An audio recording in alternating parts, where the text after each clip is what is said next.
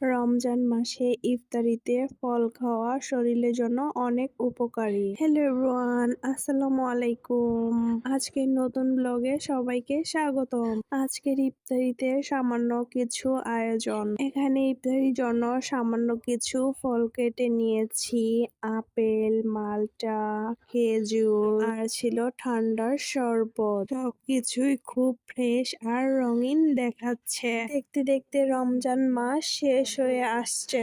ইফতারি শেষ করে চলে এসেছি আমাদের এলাকার বাজারে। এখানে ঈদ উপলক্ষে মেলার অনুষ্ঠানের আয়োজন করা হচ্ছে। দেখতেই পাচ্ছেন চারপাশে কত সুন্দর লাইট দিয়ে সাজানো হয়েছে। রঙিন রঙিন আলো জ্বলে উঠেছে। ঘুরতে ঘুরতে হঠাৎ চোখে পড়লো ফুচকার দোকান। ফুচকা দেখলে তো আমরা মেয়েরা নিজেদের কন্ট্রোল করতে পারি না, এটা খেতেই হবে। ফুচকা খাওয়া শেষ করে বাড়িতে চলে আসলাম।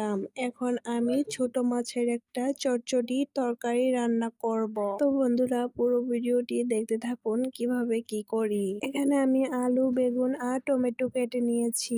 সবকিছু কড়াইতে দিয়ে পরিমাণ মতো সব রকমের মশলা দিয়ে আমি মাখিয়ে নিচ্ছি। নদীর টাটকা ফ্রেশ দেশি মাছ দিয়ে এভাবে ছোট মাছ রান্না করলে অনেক মজা হয়। এই পর্যায়ে আমি কেটে রাখা টমেটোগুলো দিয়ে দিলাম।